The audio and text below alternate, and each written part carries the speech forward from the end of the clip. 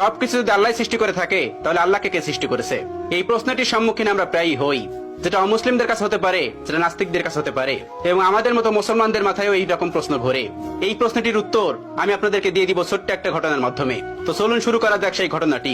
একবার ইরাকে সমস্ত নাস্তিকের একত্রিত হলো এবং সেখানকার সমস্ত আলেমদের ডাকলো এবং বলল, তোমরা যদি আমাদের 4টা প্রশ্নের উত্তর দিতে পারো তাহলে আমরা ইসলাম ধর্ম গ্রহণ করে নেব, আমরা মুসলমান হয়ে যাব, আমরা নাস্তিক থাকবো না। তারপর সকল আলেমরা বলল, ঠিক আছে, তোমাদের প্রশ্ন 4টি করো, আমরা প্রশ্ন উত্তর দেওয়ার চেষ্টা করব। নাস্তিকদের প্রথম প্রশ্ন হলো, আমরা তো এখন সবাই এখানে উপস্থিত আছি, তাহলে আল্লাহ তাআলা কি করছেন? এটিই ছিল তাদের 1 নম্বর প্রশ্ন। তাদের 2 নম্বর প্রশ্ন, আল্লাহ তাআলা গোটা পৃথিবীকে কিভাবে পরিলক্ষিত করে, কিভাবে তিনি গোটা পৃথিবীকে একা পরিচালনা করেন?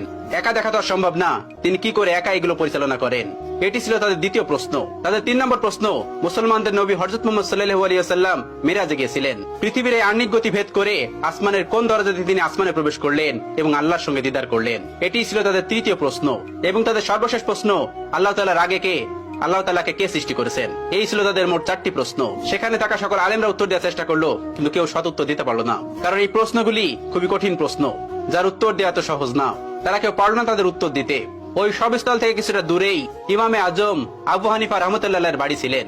আপনারা অনেকেই জানেন, ইমাম আবু হানিফা রাহমাতুল্লাহ কাপড়ের ব্যবসায়ী ছিলেন। তো শহরের পাশেই তার বাড়ি ছিলেন। তার কানেই খবরটি গেল।